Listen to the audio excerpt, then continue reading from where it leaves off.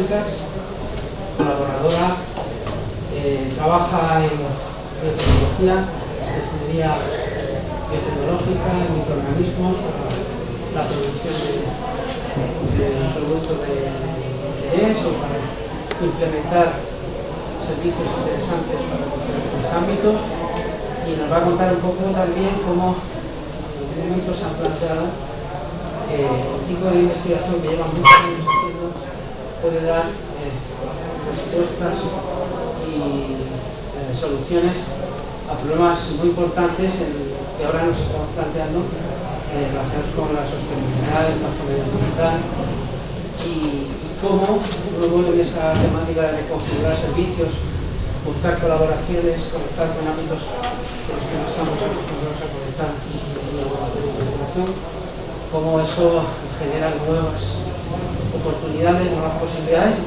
realmente la posibilidad de cambiar la vida.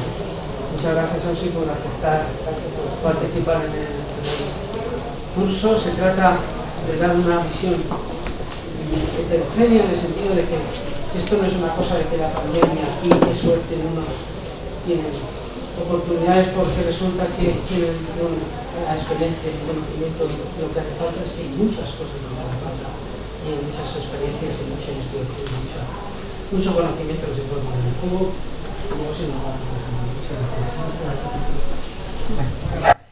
Pues muchísimas gracias por haberme invitado. Realmente tengo que deciros que es la primera ponencia presencial que hago desde que yo creo que en febrero del 2020. Es un placer, estoy encantada, estoy harta de grabar ponencias y de salir de los congresos, lo odio y además me da mucha vergüenza oírme. Así que estoy encantada de estar aquí.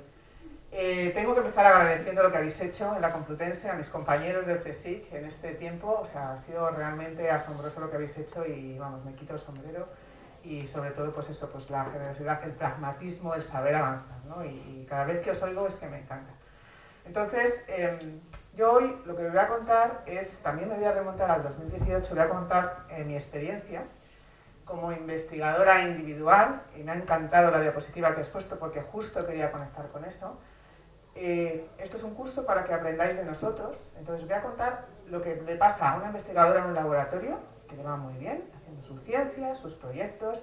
Yo trabajaba feliz en el año 2018 con un montón de proyectos internacionales, yendo a todos sitios a contar lo que hacía, y de repente tu institución te dice que no tienes que trabajar sola, que tienes que transferir, que tienes que trabajar con más y tienes que contar con todos nosotros para hacer algo importante, en este caso para el medio ambiente, ¿vale?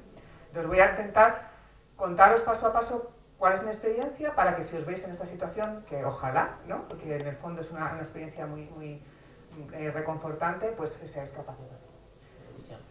Entonces, ahora mismo, creo que esta diapositiva está obsoleta ya porque pongo ahí que tenemos 3.700 aproximadamente investigadores, como hemos tenido la suerte de que se nos han unido otros organismos públicos de investigación, el CIEMAT, el INIA, somos más, pero debemos rondar los 4.000.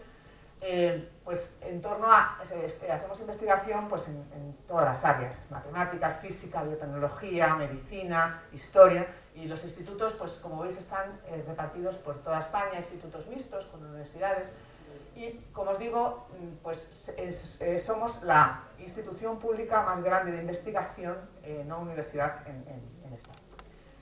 Entonces, como toda institución, tiene un plan estratégico, ¿no? Entonces me estoy remontando al año 2018, en el que todavía no había pandemia, pero ya en todas las instituciones gubernamentales, incluso en la Unión Europea, sabíamos que teníamos que trabajar en una dirección. La ciencia básica y excelente es súper necesaria para descubrir cosas, pero también hay que dirigir la investigación hacia temas concretos y en concreto resolver problemas relacionados con los objetivos de desarrollo sostenible de las Naciones Unidas, que seguro que todos conocéis, ¿no? Entonces el CSIC se planteó que tenía que pedir a sus investigadores que trabajaran de manera conjunta, pues también con las empresas, transferir a la sociedad todo lo que estábamos haciendo para intentar desarrollar proyectos concretos que ayudaran a resolver problemas concretos de la sociedad. Esto en la Unión Europea se traduce, si algunos estáis trabajando en transferencia, con el programa Horizonte Europa, las misiones, ¿no? Seguro que algunos no lo conocéis. Las misiones en Europa pues, son el cáncer, la salud del suelo, el cambio climático, etcétera, etcétera. Pues nosotros también. Bien. Entonces, se planteó el que se debían desarrollar lo que nosotros llamamos las PTIs, son las plataformas temáticas interdisciplinares. Y os pongo aquí lo que se pensó desde el principio, cuál era el concepto, que están basadas en el concepto misión, donde varios grupos colaboran con universidades, empresas, para desarrollar proyectos en torno a resolver problemas concretos con los objetivos de desarrollo sostenible. Yo, como os digo, vivía feliz en mi laboratorio, con mis proyectos, yo hago bioplásticos, hago biotecnología, y de repente me llamaron del CSIC y me dijeron, sí, tú de esto sabes, ¿verdad? Bueno, pues hay que montar esto. Y yo, ¿perdona? No, es que no, a mí no me interesa, ¿cómo que no? Y entonces, evidentemente, cuando te llaman, pues lo dejas todo y vas, ¿no? Porque realmente también creo en eso, en que tenemos que trabajar de manera conjunta y cooperar para resolver problemas. Entonces, nosotros en el laboratorio, el objetivo nuestro es resolver el problema de la contaminación de plásticos en el mundo. O sea, nosotros hemos visto el problema que ha habido ahora mismo con la pandemia, las infecciones, pero hay un problema que es el cambio climático que yo no quiero asustar y los negacionistas no creen en él, pero va a venir y tenemos que aproximar todo lo que podamos, soluciones para tratar de paliarlo en lo posible. Entonces, los plásticos son materiales excelentes. Yo no soy de los que hay algunas corrientes ecologistas que quieren quitar los plásticos del mundo, no volver a las cavernas, como digo yo. Yo creo que son los materiales que han permitido el desarrollo que tenemos ahora. Yo soy de las que intento usar el menor plástico posible y en pandemia me iba al supermercado y cogía todo envasado, ¿vale? Son realmente necesarios y los necesitamos para nuestras vidas. Cuando voy a los colegios siempre le digo a los niños, a ver, ¿qué tenéis de plástico en vuestras manos? Todo. O sea, no podemos prescindir de los plásticos. El problema es que los usamos mal. Y producimos muchísimo. Estamos produciendo en el mundo 360 millones de toneladas al año de plásticos, ¿vale? Entonces tienen unas características excelentes, como digo, son resistentes a la humedad, se pueden moldear, pero son resistentes a cualquier degradación en el medio ambiente. Un problema es la durabilidad. Un plástico lo entierras en el suelo y pueden pasar cientos o miles, yo no sé quién lo ha contado, pero muchos años hasta que se degrade. Se fragmenta, ¿vale? Por todos los parámetros abióticos y seguro que habéis oído hablar de los microplásticos que se ingieren por animales, etcétera, etcétera. El caso es que están ahí de por vida. Otro problema muy grave es el origen. Los fabricamos a partir de fuentes fósiles, de recursos fósiles. Entonces, todo el carbono que se ha acumulado en el petróleo durante cientos de años lo estamos movilizando de manera masiva hacia la atmósfera, lo cual genera un impacto enorme en el cambio climático por la generación de CO2 y otros gases de efecto invernadero.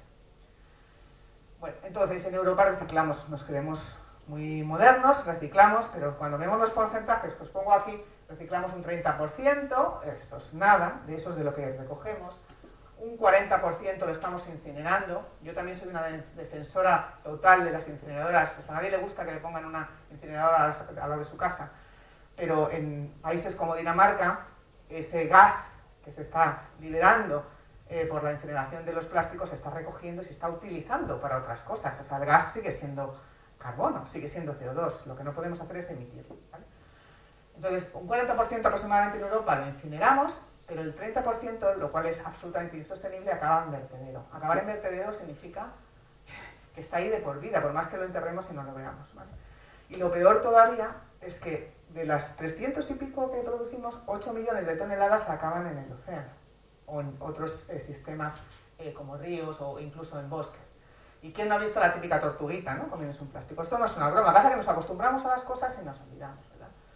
Entonces, si ya hablamos de la isla de plástico, a mí me encanta dar números y si os hacéis una idea, la isla de plástico tiene, os pongo aquí, la que está entre Hawái y California, tiene 1,7 millones de kilómetros cuadrados, lo que equivale a Francia, Alemania y España juntas en superficie. Imaginaos para abajo.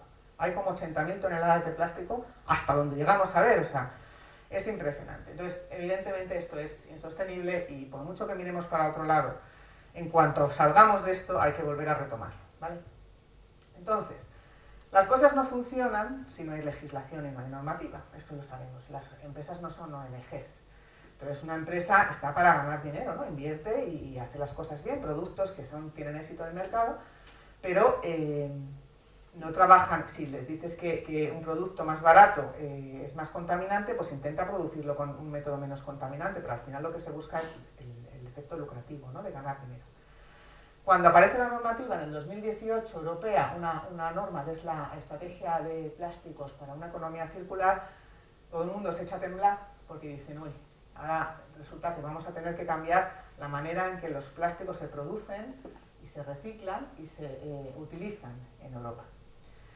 A partir de esa normativa en el 2018, en el 2019 aparece la ley de plásticos de un solo uso, que en Europa desde el sábado pasado no se pueden utilizar plásticos de un solo uso, en España todavía nos hemos retrasado y está plasmado en la ley de recursos y suelos contaminados, que está ahora en discusión en grupos parlamentarios, pero aparecerá también el año que viene. Entonces, ahora mismo las empresas han entrado en pánico. La empresa para mí no es el malo, la empresa para mí es quien el científico tiene que ayudar. Han entrado en pánico porque tienen que pagar tasas enormes, enormes, para poder poner sus productos de toda la vida en el mercado. Entonces, ellos lo que ven ahora es que tienen que incorporar un tanto por ciento de reciclado, tienen que cumplir una serie de requisitos que hasta ahora nadie les había dicho, y de repente tienen que pagar un montón de impuestos. Eso es lo que ellos tienen y nosotros estamos ahí, y lo que tenemos que hacer como científicos es ayudarles a sacar el beneficio de los plásticos que podamos, y por otra parte a que sea viable. O sea, imaginaos una fábrica que tiene toda la infraestructura montada para generar botellas, y de repente le dicen, no, tiene que usar este otro material. Y dicen, es que ese material se me rompe en mi máquina, pues cambie la máquina. Pero, o sea, ¿cómo voy a cambiar la máquina? Entonces, la ciencia lo que tiene que hacer, y la tecnología, es ayudar y apoyar a esas empresas para que sigan dando el mismo servicio, los mismos materiales que nosotros necesitamos, y que puedan mantenerse, pero siempre cumpliendo toda la normativa para que pueda disminuir su efecto en la producción y en el cambio climático. Bien, entonces en el Consejo de repente, estoy hablando del 2018, aparecen, después de convencerme, esta plataforma que se llama Plataforma Interdisciplinar de Plásticos Sostenibles para una Economía Circular, que nosotros llamamos SUSPLAS, en la que se nos pide pues, crear actividades de investigación e innovación, también socioeducativas, para tratar de implementar en España un sistema de economía circular de plásticos, ¿vale? Usando diferentes estrategias, que vamos a hablar de ellas. Bien. Economía circular, un recordatorio, que esto lo sabéis todos, ¿no? La economía lineal es lo que hemos hecho hasta ahora, cojo, uso, incluso una vez solo, 5 minutos y lo tiro. La economía circular se trata de mantener toda la materia y la energía que estás usando de manera sostenible, de manera circular, que todo vuelva a su sitio. Si yo estoy utilizando una molécula de carbono para hacer algo, tiene que volver exactamente a su sitio, ser reutilizado, y tratando en toda la fabricación de disminuir la energía que uso, los residuos laterales, la contaminación, etcétera, etcétera. En plásticos esto se traduce en recoger, reciclar, utilizar materiales que no sean derivados de combustibles fósiles, sino materiales alternativos, derivados, por ejemplo, de residuos, como vamos a ver. Entonces, ¿cómo hacemos? O sea, ¿cómo cuando tu institución te pide que generes esto, siendo tú un investigador que lo que te gusta son las PCRs, ¿qué haces? ¿No? ¿Cómo empiezas? Entonces, lo primero que tienes que hacer es plantearte qué tienes que hacer, ¿vale? O sea, porque yo como os digo, yo estudié farmacia, me dediqué a la microbiología, en mi época no existía la carrera de biotecnología, pero se supone que ahora mismo soy biotecnólogo, aunque mi raíz de farmacéutica no la tengo. Y me dicen que tengo que generar toda una red de investigadores y de empresas alrededor de la fábrica, de la temática de plásticos. Entonces, lo primero es reconocer cuál es tu producto. Cuando hablamos de plástico, no hablamos de una cosa, ¿vale? Hablamos de un montón de polímeros diferentes. Polipropileno, polietileno, poliuretano, ¿vale? Todo eso. Dentro de cada grupo hay un montón de subgrupos. Cada uno tiene un peso molecular, ramificaciones. Encima, los plásticos tienen aditivos, tienen plastificantes. O sea, es inmenso el producto al que te estás enfrentando.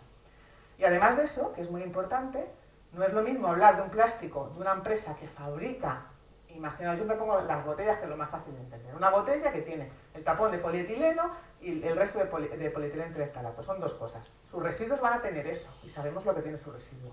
Ahora nos vamos al contenedor amarillo, ¿vale? Eso si lo depositamos los productos bien, sabemos que hay plásticos de envase, pero puede haber cualquier cosa. O sea, son productos realmente mezclados, hay que aproximarlos de diferente manera. Ya encontramos el primer problema. Sabemos y hemos entendido que tenemos que disminuir la contaminación ambiental, tenemos que evitar el depósito en vertedero, tenemos que recuperar la energía que estamos invirtiendo, y lo que os pongo ahí en verde es lo que identificamos como esto es. Tenemos que diseñar materiales nuevos que se puedan reciclar y además tratar de usar materiales alternativos para disminuir el contenido en recursos fósiles. Y luego, ¿qué estrategias podemos usar? Pues aquí tenemos 3 estrategias diferentes: las mecánicas, las químicas y las biotecnológicas, ¿vale? Entonces, ¿qué es lo siguiente? Como os he dicho, yo me dedico a la biotecnología. Pues tenemos que identificar líderes, ¿vale? En vuestro caso, como era una urgencia en la pandemia, todos iban de la mano. En nuestro caso, realmente estaba yo prácticamente sola y tuvimos que identificar líderes dentro de tu institución que son capaces de hacer eso y que nos digan qué tareas diferentes se pueden hacer. Entonces, una vez que identificamos los líderes, sabemos las tareas mecánicas. Las mecánicas son cómo ahora se trata el plástico. No sé si habéis estado alguna vez en una planta. Cuando un plástico se deposita en un contenedor amarillo, lo que se hace es que se separa, luego lo vemos un poquito más en detalle, se separa, se granula, se muele y se fabrican otros materiales, ¿vale?, de peor calidad. Las químicas. Las químicas son las que la empresa ahora mismo puede realizar de manera inmediata, porque la química de polímeros se ha desarrollado muchísimo para precisamente el desarrollo de plásticos, y las reacciones que se están utilizando para la síntesis pues son muy parecidas a las que se pueden utilizar para la hidrólisis. Entonces, para la empresa es mucho más fácil amoldar eso que volver a inventarse algo nuevo, ¿no? Entonces, las empresas están demandando, como os digo, sistemas de termoquímicos, de conversión catalítica y de diferentes aproximaciones de química de polímeros basadas en materias primas alternativas. Y luego están las estrategias biotecnológicas, que son las que nosotros nos dedicamos, que son las de más bajo desarrollo tecnológico. Somos los que más lejos estamos de la aplicación en el mercado, pero la potencia es brutal. Y dentro de, digamos que si las químicas en 5 años estarán, o 5 años estarán ya en el mercado, las estaremos viendo, las biotecnológicas 8 o 10, pero todo tiende hacia la bioeconomía, ¿de acuerdo? Para la biotecnología, que lo vamos a ver, usamos enzimas, usamos microorganismos, cultivos puros, cultivos mixtos, etc. Entonces, el siguiente paso es crearnos objetivos realistas. O sea, decimos, bueno, todo esto es lo que hay que hacer, pero ¿qué sabemos hacer? ¿Cuántos somos?, ¿no? Entonces, nuestros objetivos que nos planteamos son, por una parte, diseñar plásticos reciclables mediante aproximaciones químicas, que ya hemos hablado, polímeros naturales. Ahora mismo, por ejemplo, en esta ley de residuos de un solo uso, solo se pueden usar como plásticos de comida rápida, por ejemplo, polímeros naturales como la celulosa, algo derivado de madera, etcétera, etcétera, nada que se haya modificado. Revalorización de residuos para la síntesis de monómeros plásticos biobasados. La economía circular nos dice que los residuos siempre hay que incorporarlos otra vez en nuestra economía. A mí siempre me gusta decir que en Europa cada uno de nosotros generamos 1 kilo de basura al día. ¿Os imagináis la cantidad de residuos que nosotros podríamos incorporar en el mercado y convertirlos en productos de valor añadido? Es brutal, es brutal. Y realmente el impacto en medio ambiente, si pudiéramos, sería cero, si lo pudiéramos gestionar bien. Aplicación de biocatalizadores enzimáticos, esto es el futuro. La química nos ha enseñado muchísimas cosas y todo lo que sabemos de la química lo podemos trasladar ahora a la bioquímica y usar esos catalizadores enzimáticos de manera más verde. Y desarrollos de certificación de materiales de envase. Uno de los problemas que tenemos los ciudadanos es saber qué hacer con las cosas. O sea, ¿cuántos de vosotros llegáis a casa y pone biodegradable? ¿Y ahora qué hago? ¿Lo tiro al parque? ¿Vale? Entonces tiene que haber una certificación, un logo que nos indique a los usuarios en casa qué hacer. Y el fabricante que sepa defenderse para decir, lo mío se hace así, ¿vale?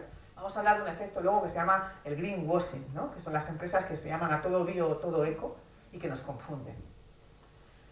Entonces, aquí os pongo una planta de reciclaje mecánico. Yo de verdad os invito a ir, porque además ahora lo hacen telemático. Lo estuve yo el otro día haciendo la excursión telemática a Valdemín Gómez, donde veis todas las máquinas y todos los robots. Es un poco deprimente, porque te crees que funciona mejor que lo que funciona, ¿vale? Entonces, claro, tú dices contenedor amarillo y tiras todo, la tapita, no sé qué, y tú diciendo, bueno, y luego lo ves y dices, uff, ¿sabes? ¿Cuántas cosas más se podrían hacer? Y no es que se hagan mal, no es que se hagan mal porque no quieran hacerlo, es que no merece la pena desde el punto de vista económico, y esa es la pena. Por ejemplo, el polietileno tereftalato, el PET. El PET se usa para hacer ropa, que está muy de moda ahora, la ropa de reciclada de los residuos marinos, y todo el mundo, ¡guau!, con la ropa reciclada, los zapatos, que además son muy chulos los que venden por ahí. Y entonces, si un fabricante de botellas quiere usar PET para meter el porcentaje que necesita para hacer su botella, no hay residuo de PET. No hay, porque se está utilizando todo en textil, lo creáis o no.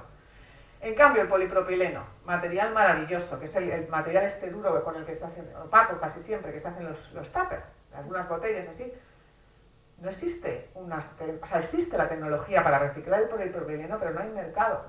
Y como no hay mercado, se quema, lo creáis o no. Entonces, es que es una pena, es una pena. Entonces vas a una planta de estas de reciclado y lo que hacen es que separan por densidades, por colores, por contenido de metales. Aquí pongo pues, todos los procedimientos hay unas cosas que se llaman la balística, que hacen así. Entonces, hay una cosa que me da mucha rabia, que es que tienen una especie de filtros con unos agujeros, y entonces yo siempre quitaba el tapón de las botellas, porque una cosa es polietileno, la otra yo muy purista, y resulta que ahora los agujeros son tan grandes que, o sea, que se van, o sea, los tapones. Entonces por eso pagan por recoger los tapones, porque es mucho más fácil hacerlo así y se puede reciclar. Esto es toda una cultura que realmente cuando te metes en ello te da pena, pero queda mucho por hacer en el reciclaje mecánico. Reciclaje químico. Esto, como os digo, es el presente, o sea, ya se está haciendo en las empresas. Hay muchas empresas que fabrican los materiales ya para poder reciclarlos fácilmente, ¿vale? Es tan fácil como entender que es polimerizar y depolimerizar, y entonces con un buen separado se puede hacer. Evidentemente no es tan sostenible, sí, desde el punto de vista del reciclado y la reutilización, pero la energía que se usa, los solventes son más tóxicos normalmente que cuando se usan aproximaciones biotecnológicas.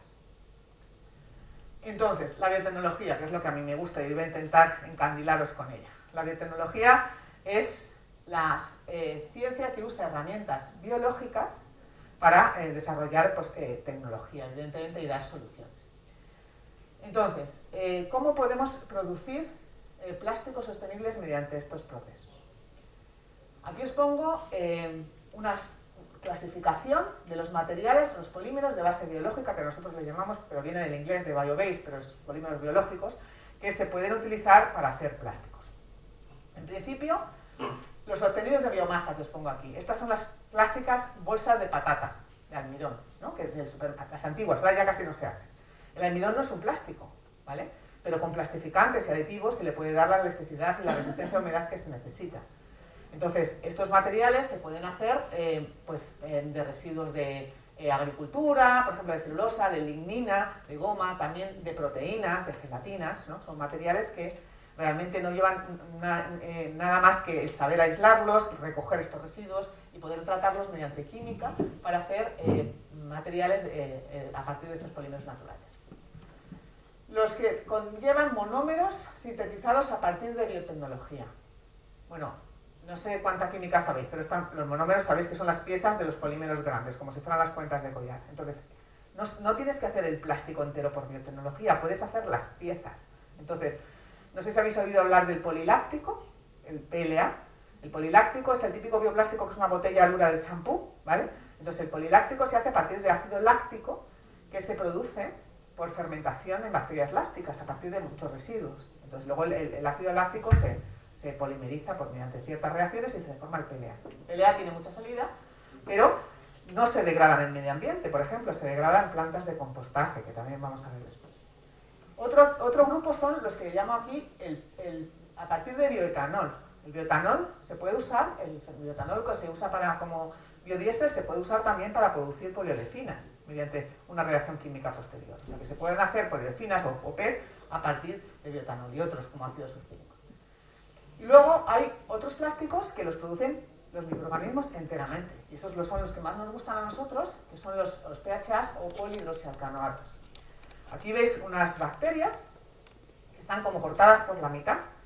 Esto son unas fotos de transmisión del microscopio electrónico, es como si fuera una loncha de fiambre, ¿vale? Y estas bolas de blancas son grasa, que son poliésteres, ¿vale? Son ésteres de ácidos grasos que las bacterias esterifican y que tienen propiedades plásticas. Hay infinidad de materiales que se pueden fabricar. Como digo, casi todos están compuestos por ácidos grasos y depende de lo que le alimentemos, depende de los genes que tengan las bacterias, depende de la ingeniería metabólica que nosotros apliquemos.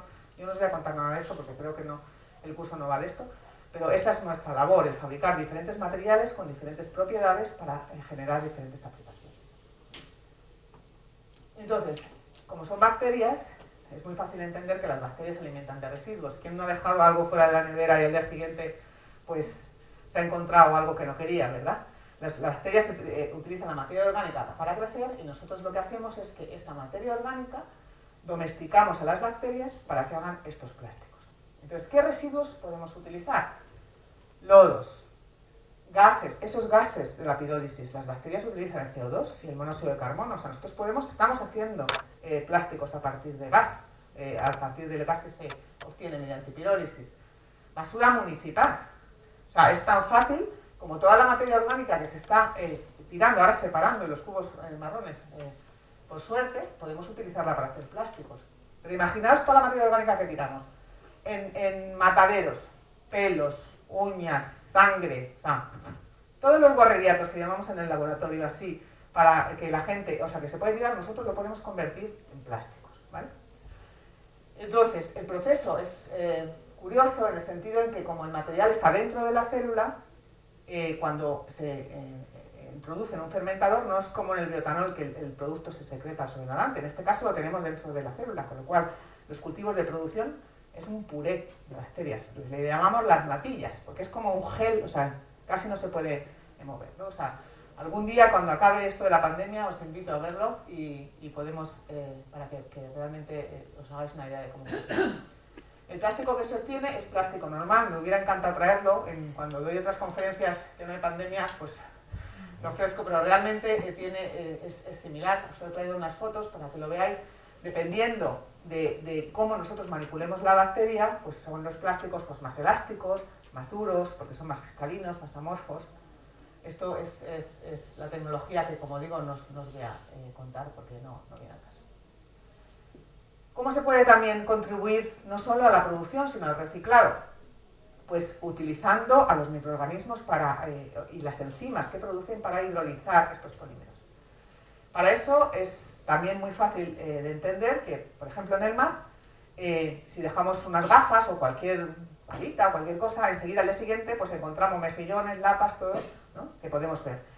Si nos asomamos con un microscopio a la superficie de ese plástico, además encontramos microorganismos que se están adhiriendo, formando biofilms, que es lo que se llama la plastisfera, y no es nombre de broma, es que lo han llamado así, se llama la plastisfera, donde se pueden encontrar microorganismos que si los dejáramos millones de años evolucionarían y la pala duraba 5 minutos. Ahora no dura 5 minutos, porque dura cientos de años, pero sí que son capaces de hidrolizar este plástico, aunque de manera muy poco eficaz. Entonces, en el laboratorio lo que hacemos es aislar estos microorganismos, estas enzimas, y mediante evolución de estas enzimas y lo que se llama la biología sintética, que seguramente habéis oído hablar de ella, que es la ingeniería de la biología, se puede diseñar microorganismos y también enzimas absolutamente de nuevo capaces de hidrolizar estos plásticos o incluso, como os he dicho antes, sintetizar otros nuevos con otras propiedades. Entonces, de todo esto que os estoy contando, pues imaginaos si fuéramos capaces de transferirlo, ¿vale? De decir a una empresa, oiga, es que puedo hacer esto, ¿no? Porque esto parece ciencia ficción. Otro problema que tenemos también que abordar es el de los envases. Los envases, como os he dicho, son cruciales, ¿no? Y a partir de todos estos compuestos que nosotros estamos sintetizando, podemos generar envases que se llaman compostables. Yo no sé si sabéis distinguir entre compostable y biodegradable. La gente cuando dice biodegradable se piensa que todo es lo mismo, no. Compostable es algo que se va a degradar dentro, o sea, en un sistema controlado, confinado, que puede ser un reactor, que son los digestatos, estos que para la generación de metano, que alguno a lo mejor vais por la carretera, lo habréis visto, es lo que ahora mismo en todas las plantas de gestión de residuos se están implementando, o puede ser en casa, la gente que tiene terrazas o jardines y se puede hacer un sistema de compostaje en su casa. En Madrid no podemos hacerlo en las terrazas porque estaría, pero ahí también se puede hacer. Y entonces el objetivo es generar compost. En tu casa generas el compost, en un digestato además generas un montón de componentes, ácidos volátiles, como os digo, metano, un montón de componentes aparte del abono, ¿vale? Que puede ser reutilizado y por eso también es la base de la economía circular. Entonces, los materiales, sobre todo los que se van a usar para envases, para hacer alimentos, están manchados de materia orgánica, es difícil regenerarlos mediante procesos mecánicos o químicos, porque hay que lavarlos y solo lavar ya aumenta el coste. En cambio, en un digestato no hace falta lavarlo porque todo, digamos, favorece la generación de microorganismos. Bueno, todo esto es una cultura que yo no os voy a contar de cómo se hace, pero si alguno tiene luego alguna duda, pues os puedo contar más detalles. Evidentemente, estamos generando residuos otra vez, ¿vale? Y de estos residuos, como esto es degradable, podemos volver a hacer plásticos, enzimas, etc., siguiendo la economía circular. Los plásticos biodegradables, y aquí tengo que pararme un poquito, porque además en la Unión Europea, en la Comisión, están muy activos sobre eso. He tenido la oportunidad de participar en grupos de expertos, opinando, porque hay veces que las normativas son muy necesarias, pero se ponen demasiado estrictos para que las empresas los puedan cumplir realmente. Y es porque yo tengo muy claro, y seguro que vosotros también, que en el medio ambiente, por mucho que se degrade algo, tú no puedes tirar las cosas. O sea, dices, una botella degradable del Manicabo, ¿la tiro? No. Entonces, tenemos que tener muy claro que cuando nosotros estamos dejando algo en el medio ambiente, al cabo de un cierto periodo de tiempo tiene que estar igual que estaba, ¿vale? No podemos echar una bolsa de almidón que va a alimentar a los microorganismos y va a desequilibrar la diversidad de ese sitio. Entonces, necesitamos certificación. Y en esto hay muchos investigadores, ahora también en el CSIC, a raíz de estas iniciativas que estamos generando, certificando los materiales, en qué sitio puedes depositarlo, por ejemplo, si lo puedes usar en agricultura, si lo puedes usar como una red de pesca, si lo puedes usar con diferentes aplicaciones dirigidas al medio ambiente. Aquí es lo que os hablo del greenwashing. El greenwashing es un peligro porque, claro, seguro que habéis oído hablar de los oxoplásticos estos, ¿no? O sea, cuando un material se va a degradar en el medio ambiente, se degrada por la actividad biótica de los microorganismos y abiótica. La fricción el rozamiento con la arena, el viento, la luz ultravioleta, un montón de factores. Entonces, cuando una empresa te vende algo, tiene que tener en cuenta todo eso. Entonces, si no tenemos una certificación adecuada, nos pueden decir, se degrada en el mar, mire, lo pongo 5 minutos en agua y de marina y se degrada, pero lo que no nos cuenta es que lo ha calentado, le ha metido un chute de ultravioleta. Entonces, todos esos sistemas, los científicos tenemos que establecerlos para que luego las empresas lo puedan implementar. O sea, puede haber normativa adecuada y lo pueda implementar. Bien, ya sabemos qué tenemos que hacer. Tenemos toda la tecnología encima de la mesa, tenemos los líderes y tenemos todo lo que sabemos hacer. Entonces, ¿cómo empezamos? Pues presentándonos al sector privado. Nos cuesta mucho a los científicos salir y hablar con las empresas porque hablamos un idioma completamente diferente. A nosotros nos puede parecer fascinante una enzima maravillosa que tiene un alfa hélice que hace así y hace y es que la empresa que le da igual. Lo que haga la enzima, el microorganismo y todo lo que quiere es que este plástico que tiene lo pueda certificar de una manera para que llegue que emita tantos menos CO2 para que lo pueda vender.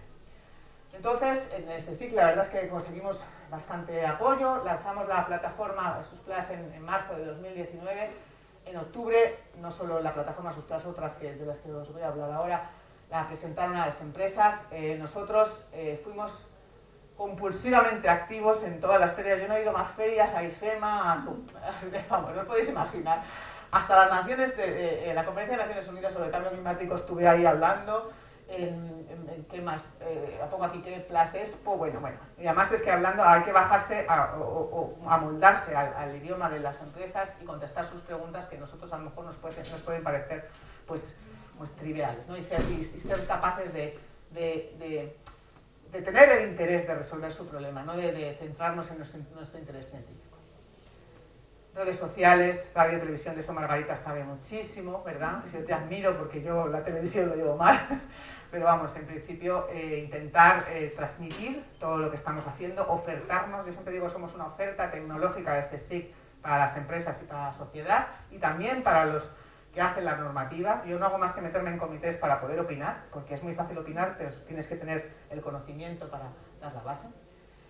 Y actualmente, pues desde cero, en 2 años tenemos 300 participantes del sector privado en la plataforma SUSPLAS. Siempre nos preguntan, ¿pero es gratis? Y yo siempre digo, si es que somos funcionarios, ¿no?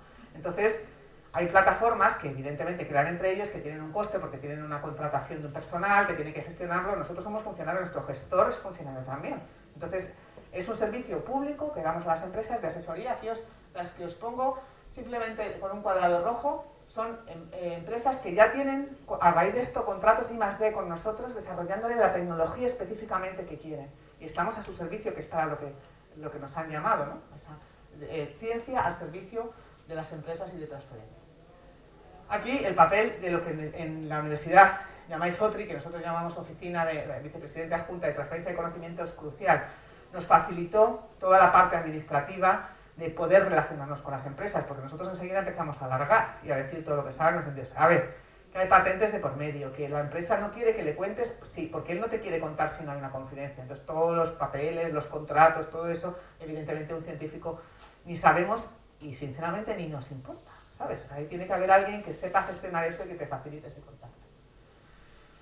En esta plataforma ahora mismo estamos 33 grupos del CSIC, estamos coordinados, o sea, coordinamos desde el CIB, pero hay grupos de todas las especializaciones, desde el Instituto Nacional del Carbono, gente que está trabajando en el mar recogiendo muestras, analizando microplásticos, impacto en la salud humana, en los alimentos, gente especializada en envases, en biología de sistemas, ¿no? Somos pues toda la plataforma de colaboración, estamos al servicio exactamente de las empresas. Hay 18 institutos diferentes, pero como os digo son 33 grupos. Los fondos los obtenemos, por supuesto, del CSIC, pero también de proyectos competitivos. Todos estos son proyectos europeos que a raíz de todas estas colaboraciones entre nosotros hemos obtenido. O sea, en Europa el CSIC, me imagino, no sé si la UCM es así, me imagino que también participa como un solo participante. Entonces dentro de ese participante pues estamos todos los que se necesitan para la tecnología que se quiere. Pues en 2 años, fondos de proyectos competitivos, hemos tenido más o menos unos 30 millones, lo cual no está nada mal, ¿vale? Para hacer ciencia de transferencia, también no tanto como en la pandemia, en el COVID, en el tema de la COVID, porque tenemos donaciones, y en nuestro caso, bueno, esto es simplemente deciros que las donaciones, como os digo, ahora os lo cuento, estamos dedicándolas a formación de científicos senior, ¿vale? Pero en esta diapositiva lo que os quería plasmar es que gracias a estar así de organizados, todos los fondos que se están obteniendo desde el Ministerio, desde la Unión Europea, para la recuperación económica, estamos siendo capaces de abordar temas en conjunto. Aquí ha salido, por ejemplo, una convocatoria hace muy poco tiempo de la agencia en la que había temáticas prioritarias, había 2 de plásticos, y ahí vamos nosotros, ¿no? en bandera para poder abordarlo.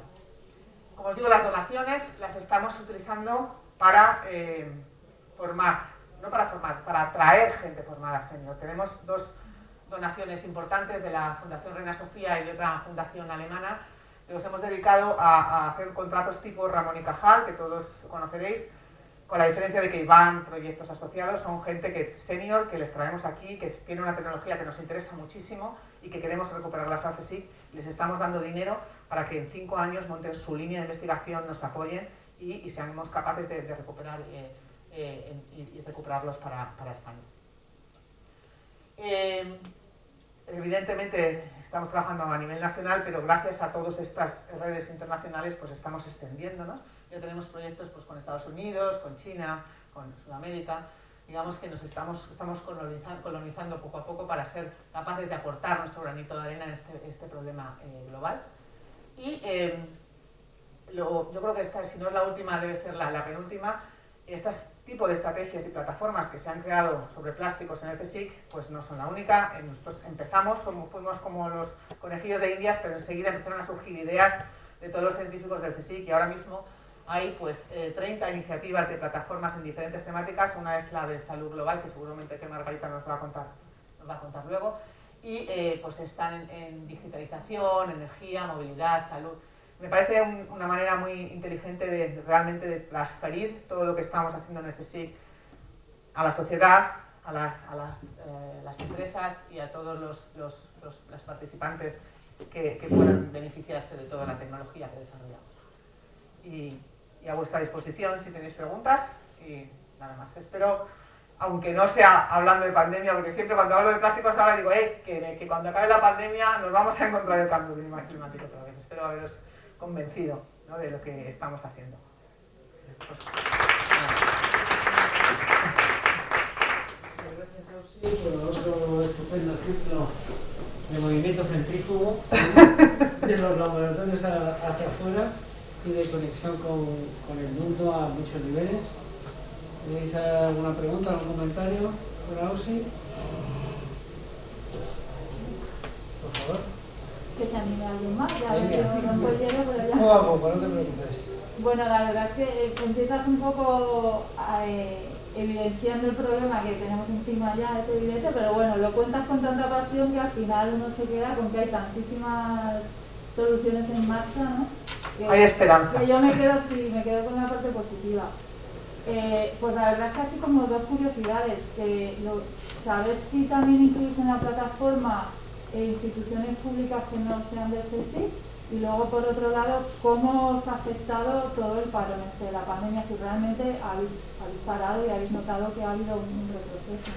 Pues mira, hasta ahora no tenemos ninguna institución pública porque no nos ha dado tiempo, ¿vale? Solo por eso, porque todavía no hemos detectado ninguna tecnología que no tengamos y que realmente, hemos identificado, cuando empezamos a identificar líderes, enseguida pues surgieron ciertos líderes en otras instituciones. Todavía no hemos necesitado que nos ayuden a resolver un problema de una empresa. Evidentemente, para mí todo el servicio público es CSIC y todo lo demás. No creo que en ese sentido tengamos que ser endogámicos. En cuanto surja cualquier oportunidad que no podamos resolver nosotros, por supuesto, ¿no? Lo que pasa es que desde el punto de vista administrativo pues también es diferente porque cambian. En nuestros proyectos europeos sí que participamos con otras universidades. Y la segunda pregunta, no me acuerdo cuál era, ¿qué me has dicho? El parón. Pues mira, como te digo, yo no he parado de dar charlas y ponencias grabadas, que para mí es horroroso, además es que no es lo mismo, no puedes interaccionar igual con las personas.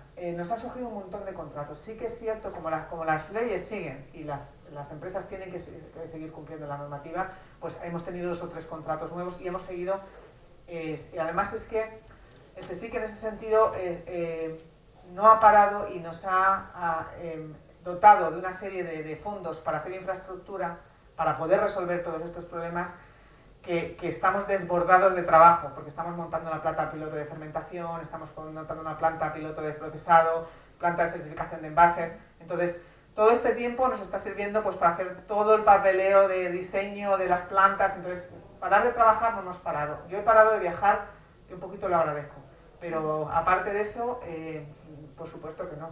Y en cuanto podamos salir, pues otra vez empezaremos, evidentemente. Yo lo que quería, por favor, era un matiz que ha introducido usted. Todo el mundo decimos el COVID y ha corregido automáticamente la COVID. Y si lo tiene a bien explicarlo, porque me ha sorprendido y me ha llamado la atención. Porque yo no soy quien para explicar esto, seguramente que hay personas muchísimo más expertas, pero la COVID es la enfermedad, ¿no, Marga? Quiere decir por la enfermedad, pero si lo pueden explicar es porque se trata de una corrección, porque estamos todos utilizándolo mal. y es con la finalidad de decirlo adecuadamente, en los términos... Marga, por favor. Porque lo repetimos todos mal, lo digo porque soy periodista y me gustaría hacerlo bien. Yo el COVID, o sea, porque lo oyes y lo dices, pero me lo he corregido porque soy consciente de que la COVID es la enfermedad. Algo tenemos que hacer bien, por tanto, si lo puedes explicar para corregir a la gente con criterio, ¿no? Sí, COVID es del inglés que quiere decir corona, virus, y la D última que tiene enfermedad, disease, del inglés. Entonces la COVID es la enfermedad que está causada por un virus que es el SARS coronavirus 2, que se puede decir más sencillo como SARS-2. Entonces, como en castellano la enfermedad es femenino, pues lo que es que sea la COVID. El COVID no es el virus, es la enfermedad. Si uno quiere hablar del virus, pues tiene que decir el SARS-2, por ejemplo. O el virus causante de la COVID. Hasta llegar al 19. Sí, vale, pero lo estamos utilizando todos mal. Creo que se han aceptado las dos por uso apabullante en cualquier caso. Ya. Gracias. Una cosa que has comentado, así a nivel personal, que yo creo que nos ha pasado a todos, yo ya estaba muy concienciada yendo a comprar con mi tupper de cristal para que me llegaran a comprar y de repente, claro, te da esto que te da la vuelta a la vida y empezar a consumir muchísimo más empaquetado. Entiendo que esto se va a notar, ¿no? Que van a Hombre, por supuesto. Por eso hay que hacerlo bien. O sea, yo creo que, es que yo trabajo de esto, evidentemente minimizo el plástico lo más posible, ¿no? O sea, si puedo ir con una bolsa de tela, voy con una bolsa de tela. Pero yo creo que un envase con un material adecuado para conservar todas sus propiedades y además evitar una enfermedad es necesario, los envases son necesarios. Lo que no es necesario son las bolsitas estas de polietileno que hay en los supermercados en los que metes dos manzanas, llegas a tu casa, rompes la bolsa y la tiras, que además son peligrosísimas porque vuelan y no hay manera en los vertederos están todo el día volando y no hay manera de recuperarlas. Esto es lo que se puede evitar. O sea, ¿por qué no usamos bolsas de papel? ¿Por qué no? O sea, hay cosas absurdas. O, por ejemplo, yo entiendo que hay ciertos envases y ciertos materiales que tienen que hacerse muy atractivos y que tienen que ser un envase muy bonito. Pero yo creo que de eso ya debemos pasar. Aunque no sea tan bonito, ¿vale? Que sea útil y no tan atractivo para el consumidor, nos tenemos que acostumbrar. No tenemos que ir al material rosa, ¿vale? Tenemos que ir al material que digamos, qué bien conservado está, qué fresco es, ¿no? Entonces, yo creo que los envases no vamos a poder evitarlos y además es que los apoyo. O sea, yo creo que no hay que ser radical en eso. O sea, tenemos que, evidentemente, utilizar la tecnología que estamos desarrollando, pero con cabeza. Es como el material biomédico, o sea, ¿cómo vas a usar ahora jeringuillas de cristal con la que está cayendo? O sea, tienes que usar plástico. Lo que pasa es que lo tienes que gestionar bien después. Más cuestiones. Quería hacer una pregunta sobre el tema de la identificación de empresas. ¿En estos proyectos colaborativos que tenéis consorcios en los que participan empresas o claro. solo instituciones públicas? No, todo, o sea, realmente nosotros somos una institución pública que colabora con empresas. Sí. O sea, las empresas tenemos contratos pues, típicos de I+D o contratos de desarrollo tecnológico o en los proyectos de convocatorias de la Unión Europea, convocatorias públicas, también hay empresas. También entras. En las convocatorias últimas de la agencia te obligaban a la participación de empresas. Como implicarles, porque normalmente a través de consorcios europeos pues es fácil. Es fácil captarlo, pero cuando ya en las convocatorias de la agencia, y esto es una crítica, hay alguien del Ministerio de la Agencia por aquí, cuando les obligan a poner dinero, claro, el problema es que... Claro, el problema es que no lo hacen muy atractivo en ese sentido, porque yo creo que... Es que no sé si hay alguien aquí. ¿Están grabando? Hay instituciones como el CEDETI que yo creo que lo hace mejor y les ayuda más. En la agencia les están obligando, como si fueran ONGs, a poner dinero y evidentemente hay veces que les interesa, pero otras veces que no les interesa. Yo creo que hay que ponerse en el pellejo de las empresas siempre, intentar ver cómo harías tú si tú tuvieras tu empresa y tuvieras que desarrollar esta tecnología, ¿cómo hago para no perder dinero? ¿No? ¿Y cómo facilito? Entonces, claro, cuando suben los egos dices, es que tienes un montón de científicos a tu servicio.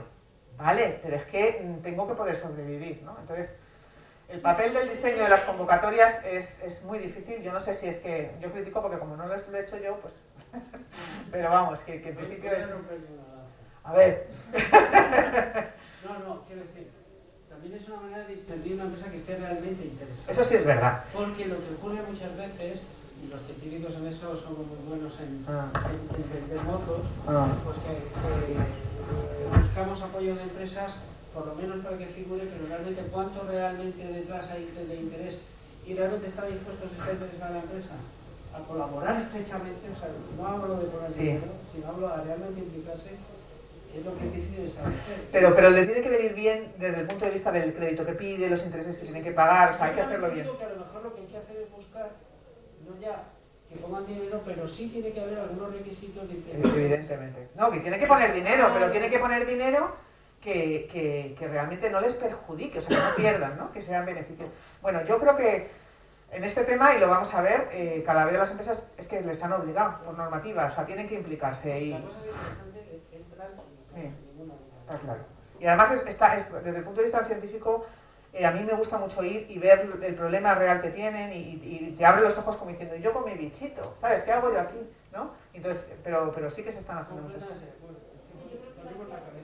También es en la fase en la que está el proyecto, ¿no? Porque muchas veces se intenta implicar a la empresa en la fase que digo, pues proyecto, hasta que llegue yo a utilizarlo así día a día, todavía queda mucho, entonces voy a invertir dinero. Pero las grandes están invirtiendo en desarrollos tecnológicos muy bajos. Pero luego en cambio las pymes yo creo que consorcios de consorcios son más interesantes. Claro. Hay que llevar, yo creo, a las grandes a fases más iniciales y cuando ya esté un poco más desarrollado meter pymes. Pero luego también hay una que está en ahí, y yo creo que en el momento que empieza a tener empresas y proyectos que vas a llevar, No, sí, eso es así. O sea, ahora mismo estamos estamos ya en exponencial, ¿vale? Y surgiendo. Pero bueno, como experiencia os lo digo y vuelvo al principio, como investigadora que sale de su laboratorio de su PCR a enfrentarse a esto, yo, vamos, he aprendido muchísimo, muchísimo.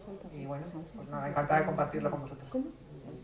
si me permites un último comentario que nos cuentas, has dicho, bueno, nosotros somos funcionarios y damos un servicio público a las empresas, no les cuesta dinero, pero claro, tú la primera y toda la gente que va detrás habéis dejado de hacer las cosas que hacíais antes, y aunque se están pagando el sueldo y estáis igual dedicándoos a tiempo completo, pero han cambiado vuestra actividad y eso absolutamente. En función de que el sistema reconozca esto. Y yo te pregunto, ¿esto cómo lo gestionáis? Pues mira, como podemos, ¿sabes? O sea, realmente desde la institución sí que nos están apoyando en el sentido en que lo que nosotros estamos invirtiendo en personal y esfuerzo, en lo que pueden, lo están pagando, que no me sale la palabra, financiando desde la organización central. O sea, realmente de mi grupo personal solo soy yo la implicada, ¿vale? El resto sí se está financiando desde el CSIC. Y luego, evidentemente, todos los contratos que nos surgen, pues tienen costes indirectos, que el centro le beneficia, y entonces las personas que están trabajando en esos proyectos están pagadas por la empresa. O sea que realmente la única que no ha dejado de trabajar soy yo, ¿vale? Pero bueno, digamos que estamos en otra etapa de la carrera. La generosidad que decía Marita antes, ¿no? Al final cambiamos. Desde el punto de vista de tu coste de oportunidad de tu carrera científica también ha repercutido. Por supuesto. Yo siempre digo que estoy empezando a hacer las cosas mal. Porque como no he dejado de hacer lo anterior, pues llega un momento en que no puedes atender a todo, ¿no? Pero vamos a ver, yo pienso que esto es un periodo, o sea, y esto no es vitalicio, ¿eh? O sea, yo llevo ahora mismo desde el año 2018, llevo 3 años y dame un poquito más, que esté lanzado. O sea, yo espero volver a mi laboratorio en lo posible, ¿no? Pero que... No, hombre, o por lo menos... poder, bueno, déjalo, pero voy a intentarlo. Voy a intentarlo. Pero bueno, es una experiencia muy buena. Realmente, como todavía no soy capaz de soltar la ciencia, sufro un poco. ¿Para qué nos vamos a engañar? Porque no la puedo soltar ni quiero soltarla. Pero bueno, es lo que hay. Bueno, muchas gracias a vosotros. Gracias a vosotros.